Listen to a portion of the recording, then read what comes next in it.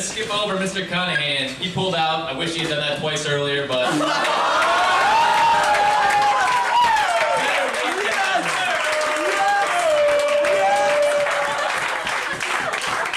I lost all my good material, and that's how I'm gonna take it out. Okay, moving on. Quick detour before we move on. I see Mark's here, and he's wearing plaid. Mark wears so much plaid, I often forget he's not trying to be ironic. He's a beard in a favorite rock band away that no one's ever heard of, away from being an official card-carrying hipster douchebag. But speaking of Mark's beard, Emily's up next. I often wonder how people get together, and with Mark and Emily, it's pretty clear.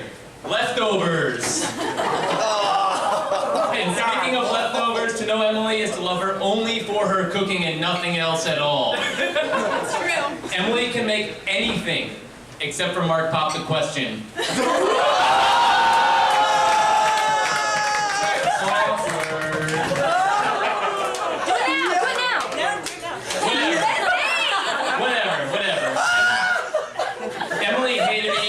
When we first met, so I know that the worst I can do is go back to square one with her. And it makes sense that we didn't get along for the first few weeks or months that we knew each other.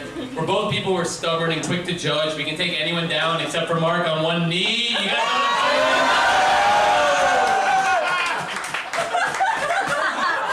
saying? But seriously, we're like 1 month away from me and Emily reenacting the scene from Good Will Hunting where I tell her it's not her fault. It's not your fault, Emily, it's not your fault.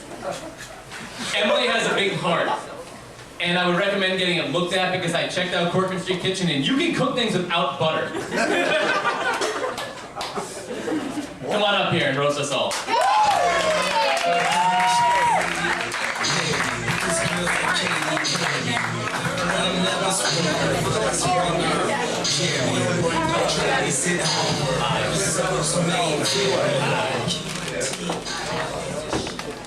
Alright, so when Kelaine asked me if I would do this roast for her, I knew it was a really bad idea. But I thought, with every bad idea, there's always a silver lining. So I figured if I was really lucky, I could genuinely offend her, and this might mark the last day I have to hang out with this fucking girl.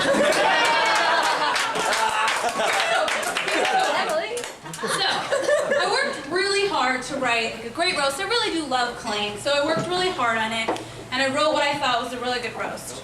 But then I remembered, most of the people here either went to Maryland or GW, so I dumbed it down a little for people that went to a safety school. So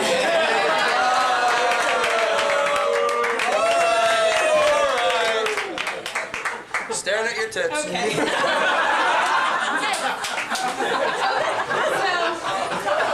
Just one thing to say about this group up here.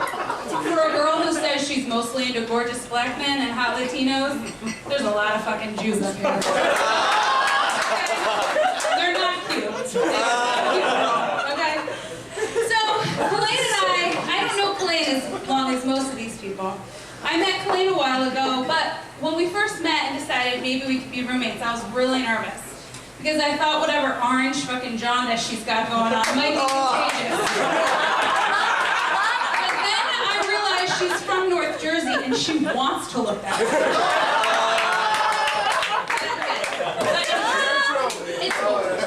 Lizzie and I actually really did love living with Kelaine. She killed all the spiders, she opened jars, and she got rid of mice. We really did lovingly refer to you as the man of the house. Which works out perfectly now because no one's ever referred to Josh or Alex as the man of the house.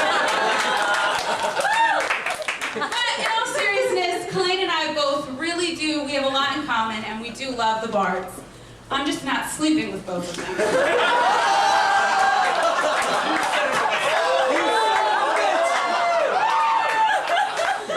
But anyway, we actually, stuff that we have in common, we were both RAs in college, and we both got dismissed from being RAs.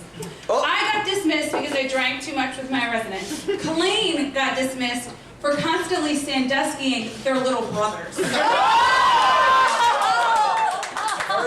thing that we have in common is we've both been to a lot of bar mitzvahs. I'm half Jewish, which explains why I've done it. Kelaine just loves 13-year-old boys. And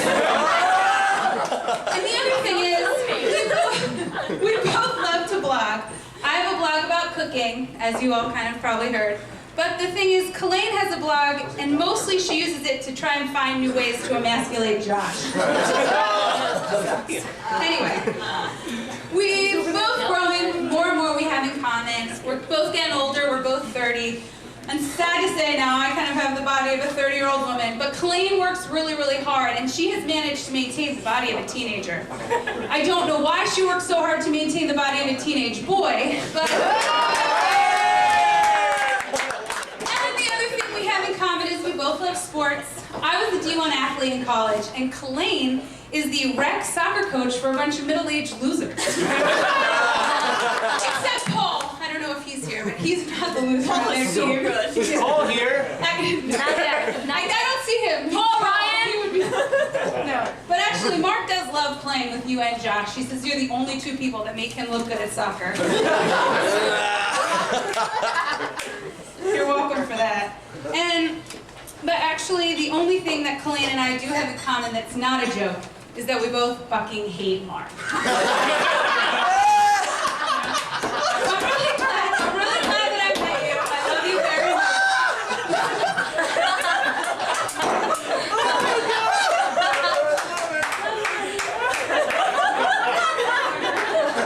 Look at that fucking plaid. Look at that shit.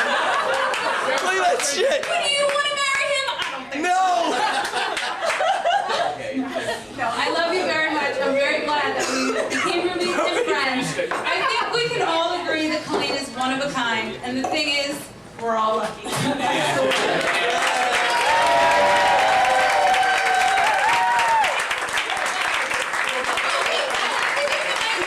have to give the mic back to Jillian, who has the dubious distinction of being the only person on the planet with a blog that's shittier than Kelaine.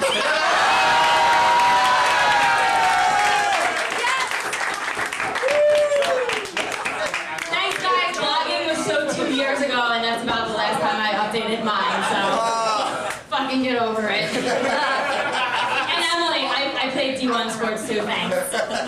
I would have...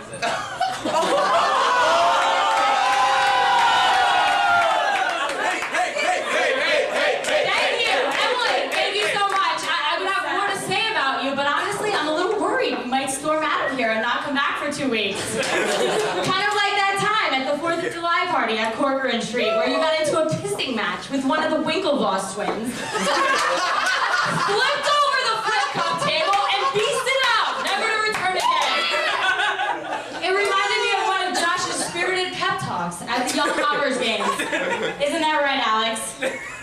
Long story short, sis, I think it serves us both quite well to avoid roommates at all costs by the name of Emily.